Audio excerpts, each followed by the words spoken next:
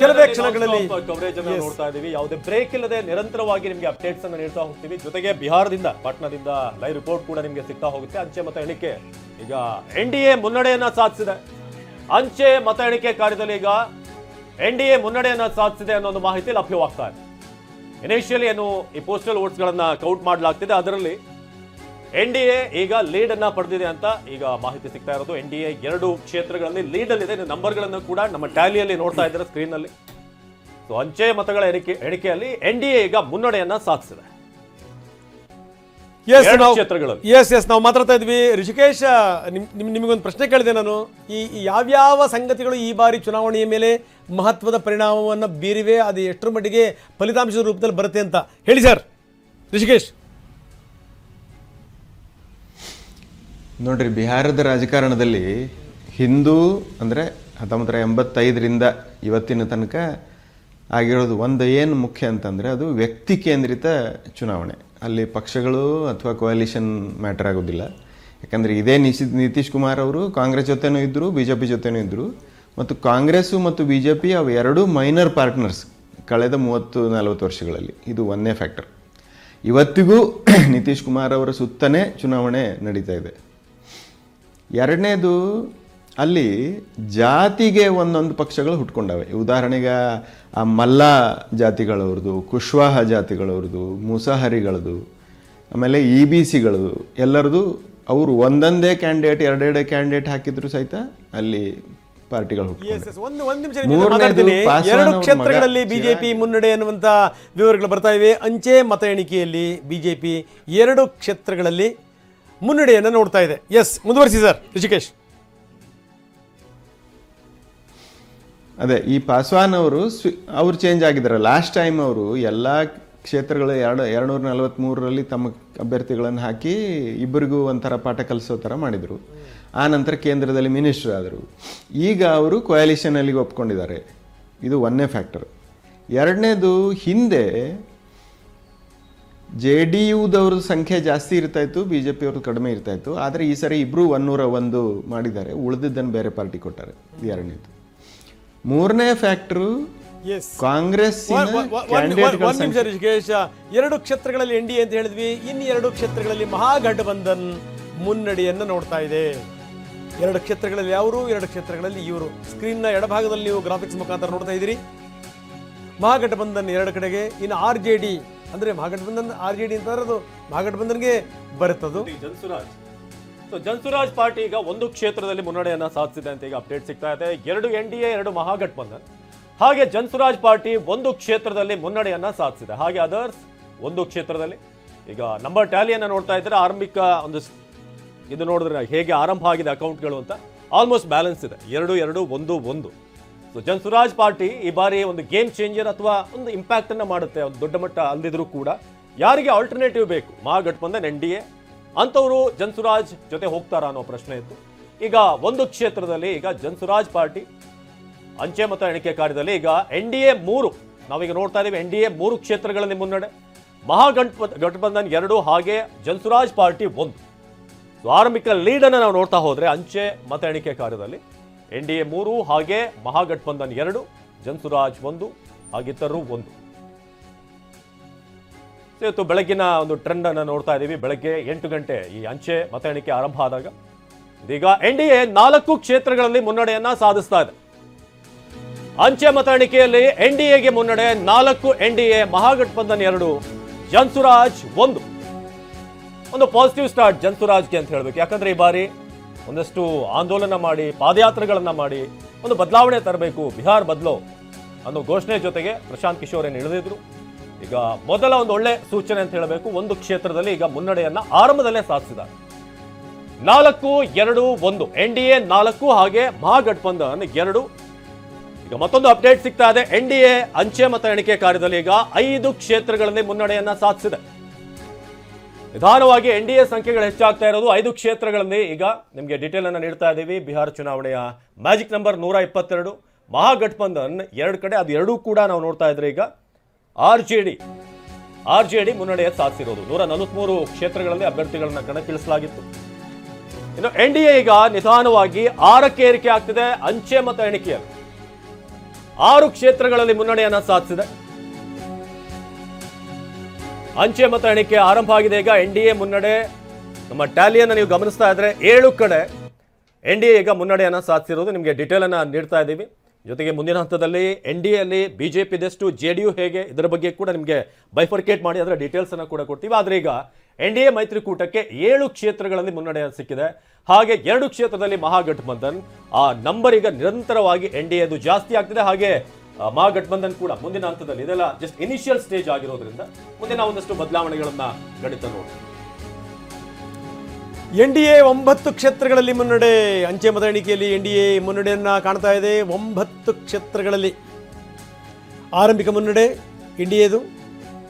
ಹಂಗಂತ ಮಹಾಗಠಬಂಧನ್ ಕೂಡ 2 ಕ್ಷೇತ್ರಗಳಲ್ಲಿ ಮುನ್ನಡೆಯನ್ನು ನೋಡ್ತಾ ಇದೆ. ಇನ್ನು ಜನಸ್ವರಾಜ್ ಪಾರ್ಟಿ ಯಾರ ಮತಗಳನ್ನು ಹೆಚ್ಚು ಸೆಳೆಯುತ್ತೆ, ಯಾವ ರೀತಿ ಮೋಡಿ ಮಾಡುತ್ತೆ, ಅದರ ಮೇಲೆ ಡಿಪೆಂಡ್ ಆಗುತ್ತೆ. ಎಸ್ ಮೇಡಮ್, ನಾವು ಮಾತಾಡ್ತಾ ಇದ್ವಿ ಯಾವ್ಯಾವ ಅಂಶಗಳು ಯಾವ್ಯಾವ ರೀತಿ ಪರಿಣಾಮ ಬೀರಿರ್ಬೋದು ಏನಿರುತ್ತಾ ಅಂತ, ಏನಂತೀರಿ?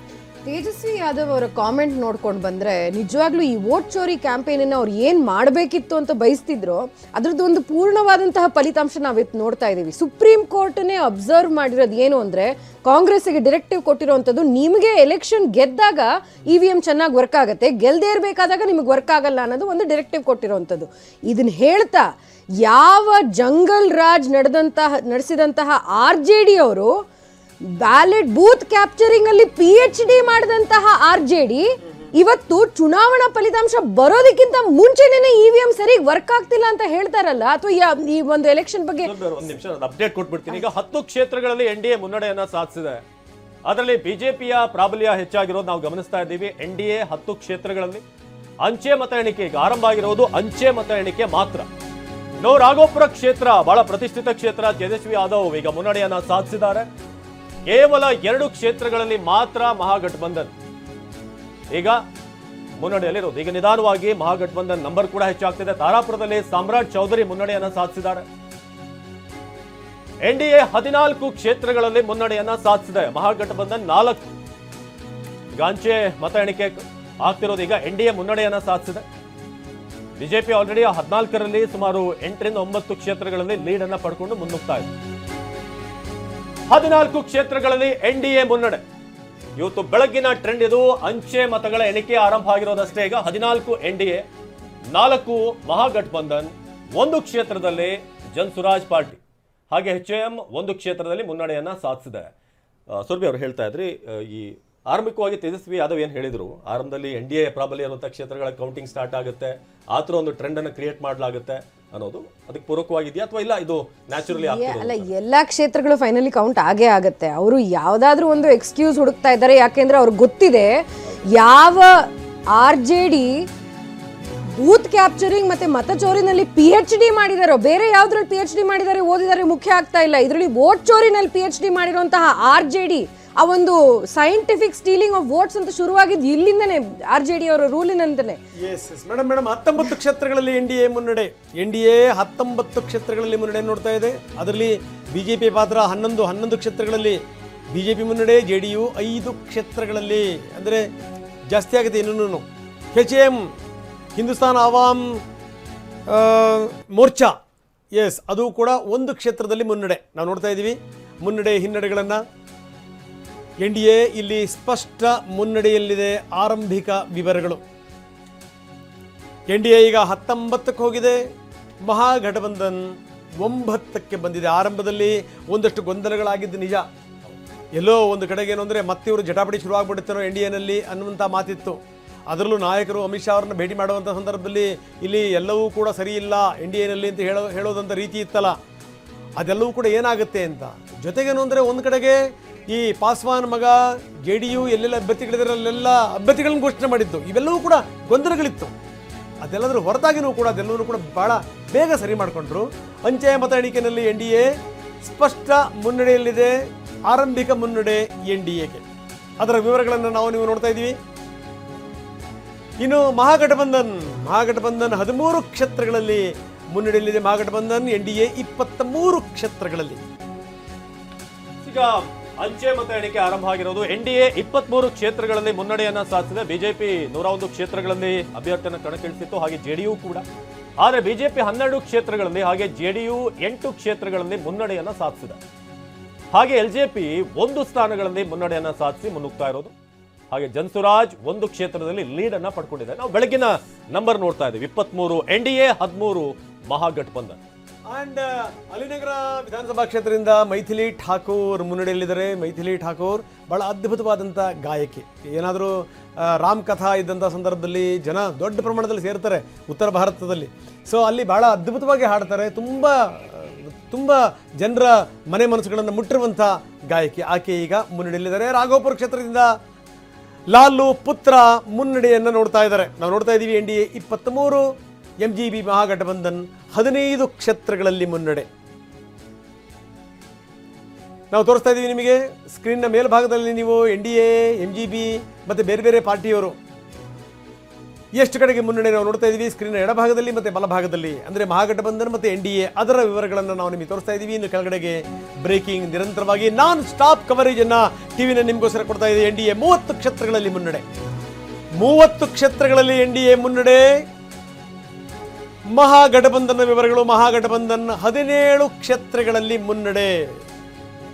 ಈ ಆರಂಭಿಕ ಮುನ್ನಡೆಯೇ ಮುನ್ನಡೆ ಅಲ್ಲ, ಪ್ರಶ್ನೆ ಬೇರೆ. ಆದರೆ ಇದನ್ನು ಕಡೆಗಣಿಸುವಂಥ ಪ್ರಶ್ನೆನೇ ಇಲ್ಲ. ಯಾಕಂದರೆ ಅಂಚೆ ಮತಗಳಿದಾವಲ್ಲ, ಅವು ಕೂಡ ವೆರಿ ಇಂಪಾರ್ಟೆಂಟ್. ಕೆಲವು ಸಂದರ್ಭಗಳಲ್ಲಿ ಜಯವನ್ನು ನಿರ್ಧಾರ ಮಾಡಿಬಿಡ್ತವೆ. ನಾವು ತೋರಿಸ್ತಾ ಇದ್ದೀವಿ ಎನ್ಡಿಎ 30 ಕ್ಷೇತ್ರಗಳಲ್ಲಿ ಮುನ್ನಡೆ, ಮಹಾಗಠಬಂಧನ್ 17 ಕ್ಷೇತ್ರಗಳಲ್ಲಿ ಮುನ್ನಡೆ. ಈ ಬಾರಿ ಆದರೂ 20 ವರ್ಷಗಳಲ್ಲಿ ಆಗದೇ ಇರುವಂಥದ್ದು ಈ ಬಾರಿ ಖಂಡಿತವಾಗಲೂ ಆಗುತ್ತೆ ಅನ್ನುವಂಥ ವಿಶ್ವಾಸ ಇತ್ತು. ಅದೇ ಒಂದು ಹುಮ್ಮಸ್ನಲ್ಲಿ ಕೆಲಸ ಮಾಡ್ತಾ ಇದ್ರು ವಿಪಕ್ಷದವರು. ಈ ಬಾರಿ ಹೇಗಾದರೂ ಮಾಡಿ ಸುಶಾಸನ್ ಬಾಬುನ ಮನೆ ಕಳಿಸಬೇಕು ಅಂತ.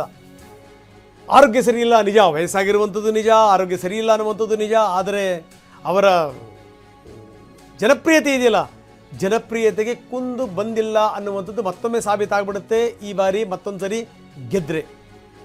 ಆರಂಭದಲ್ಲಿ ಒಂದಷ್ಟು ಗೊಂದಲಗಳು ಕೂಡ ಇದ್ದಿದ್ವು. ಎಲ್ಲೋ ಒಂದು ಕಡೆಗೆ ಕಳೆದ ಬಾರಿ ಮೋದಿ ಬಂದಂಥ ಸಂದರ್ಭದಲ್ಲಿ ಏನು ಹೇಳಿದ್ರು, ಈ ಬಾರಿ ಏನು ಹೇಳ್ತಾ ಇದ್ದಾರೆ. ಕಳೆದ ಬಾರಿ ಅವರು ಬಂದಂಥ ಸಂದರ್ಭದಲ್ಲಿ ಮತ್ತೆ ಮುಖ್ಯಮಂತ್ರಿಯಾಗಿ ಇವರೇ ಮುಂದುವರಿತಾರೆ ಅಂತ ಹೇಳಿದರು. ಆದರೆ ಈ ಬಾರಿ ಅಪ್ಪಿತಪ್ಪಿ ಹಂಗೆ ಹೇಳಿಲ್ಲ ಅಂತ. ಇವೆಲ್ಲವೂ ಕೂಡ ಇದ್ದಿದ್ವು. ಯಾವ್ಯಾವುದನ್ನು ಹೇಳಲಿಕ್ಕೆ ಸಾಧ್ಯವೋ ಅದೆಲ್ಲವೂ ಕೂಡ. ಯಾಕೆಂದರೆ ರಾಜಕಾರಣ ಅಂತಂದರೆ ಅತ್ಯಂತ ಸಹಜವಾಗಿಯೇ ಇವೆಲ್ಲವೂ ಕೂಡ ಚರ್ಚೆ ಆಗಿದ್ದು. ಆದರೆ ಈ ಚರ್ಚೆಯ ನಡುವೆನೂ ಕೂಡ ಎನ್ಡಿಎ ಅದನ್ನು ಸರಿ ಮಾಡ್ಕೊಂಡು ಹೋದಂಥ ರೀತಿ ಇದೆಯಲ್ಲ ಅದು. ಜೊತೆಗೆ ಮಹಾಗಠಬಂಧನ್ ಎಷ್ಟರ ಮಟ್ಟಿಗೆ ಈ ಬಾರಿ ಇದನ್ನು ಪಕ್ಕಕ್ಕೆ ಸರಿಸುತ್ತೆ ಅನ್ನುವಂಥದ್ದು ಕೂಡ ಒಂದು ದೊಡ್ಡ ಪ್ರಶ್ನೆ. 18 ಕ್ಷೇತ್ರಗಳಲ್ಲಿ ಮಹಾಗಠಬಂಧನ್, ಆದರೆ 30 ಕ್ಷೇತ್ರಗಳಲ್ಲಿ ಎನ್ಡಿಎ. 30 ಕ್ಷೇತ್ರಗಳಲ್ಲಿ. ಇನ್ನು 10 ನಿಮಿಷದಲ್ಲಿ 8:15 ಸುಮಾರಿಗೆ ಮಷಿನ್ಗಳು ಓಪನ್ ಆಗುತ್ತವೆ. ಆವಾಗ ಫಲಿತಾಂಶ ಇನ್ನೂ ಕೂಡ ತೀವ್ರ ಗತಿಯನ್ನು ಪಡ್ಕೊಳ್ಳುತ್ತೆ. ಈಗ 30ರಿಂದ 35ಕ್ಕೆ ಬಂದಿದೆ ಎನ್ಡಿಎ ಸ್ಥಿತಿ. 35 ಕ್ಷೇತ್ರಗಳಲ್ಲಿ ಎನ್ಡಿಎ ಮುನ್ನಡೆ. ಆರಂಭಿಕ ಮುನ್ನಡೆಯನ್ನ ಎನ್ಡಿಎ ಪಡೆದಿದೆ. ಈಗ 35 ಕ್ಷೇತ್ರಗಳಲ್ಲಿ ಲೀಡ್ ಪಡೆದಿರೋದು ಎನ್ಡಿಎ, 22 ಮಹಾಗಠಬಂಧನ್. 35 ಕ್ಷೇತ್ರಗಳಲ್ಲಿ ಎನ್ಡಿಎ, ಅದರಲ್ಲಿ 17 ಕ್ಷೇತ್ರಗಳಲ್ಲಿ ಮುನ್ನಡೆ ಸಾಧಿಸಿದೆ ಬಿಜೆಪಿ. ಜೆಡಿಯು 14 ಕ್ಷೇತ್ರಗಳಲ್ಲಿ ಮುನ್ನಡೆಯನ್ನ ಸಾಧಿಸಿರೋದು. ಎಲ್ಜೆಪಿ 2 ಸ್ಥಾನಗಳಲ್ಲಿ ಮುನ್ನಡೆಯನ್ನ ಸಾಧಿಸಿದೆ. ಲೋಕ್ ಜನಶಕ್ತಿ ಪಾರ್ಟಿ ಈಗ HAM 1 ಕ್ಷೇತ್ರದಲ್ಲಿ. ಮಹಾಗಠಬಂಧನ್ ಮತ ಎಣಿಕೆಯಲ್ಲಿ ಈಗ ನಿಧಾನವಾಗಿ ಮುನ್ನಡೆಯನ್ನ ಕಾಯ್ದುಕೊಳ್ಳೋಕೆ ಹೋಗ್ತಾ ಇದೆ. 25 ಕ್ಷೇತ್ರಗಳಲ್ಲಿ ಮಹಾಗಠಬಂಧನ್ ಅಭ್ಯರ್ಥಿಗಳು ಮುನ್ನಡೆಯನ್ನ ಸಾಧಿಸ್ತಾ ಇದ್ದಾರೆ. ನಿಮಗೆ ಯಾವ್ಯಾವ ಪಾರ್ಟಿ ಲೆಫ್ಟ್ ಮತ್ತೆ ರೈಟ್ ಸೈಡ್ ಎರಡೂ ಕಡೆ ಕೂಡ ನೀವು ನೋಡಬಹುದು ಲೀಡ್ನಲ್ಲಿ ಯಾವ ಪಾರ್ಟಿಗೆ ಎಷ್ಟು ಲೀಡ್ ಇದೆ ಅಂತ. RJD 20 ಮಹಾಗಠಬಂಧನ್ನಲ್ಲಿ, ಹಾಗೆ ಕಾಂಗ್ರೆಸ್ 2 ಕ್ಷೇತ್ರಗಳಲ್ಲಿ. ಒಟ್ಟು 35 ಎನ್ಡಿಎ, 18 ಹಾಗೆ 40 ನಾವು ಓವರ್ ಆಲ್ ಟ್ಯಾಲಿಯನ್ನ ಈಗ ನೋಡ್ತಾ ಹೋದ್ರೆ 40 ಎನ್ಡಿಎ, 25 ಮಹಾಗಠಬಂಧನ್. ಹಾಗೆ ಜನ್ಸುರಾಜ್ ಈಗ 1ರಿಂದ 2ಕ್ಕೆ ಹೋಗಿದೆ ಈಗ. ಹಾಗೆ ರಾಘೋಪುರ್ ತೇಜಸ್ವಿ ಯಾದವ್ ಮುನ್ನಡೆಯನ್ನ ಸಾಧಿಸಿ ಹೋಗ್ತಾ ಇದ್ದಾರೆ, ಮುಖ್ಯಮಂತ್ರಿ ಅಭ್ಯರ್ಥಿ.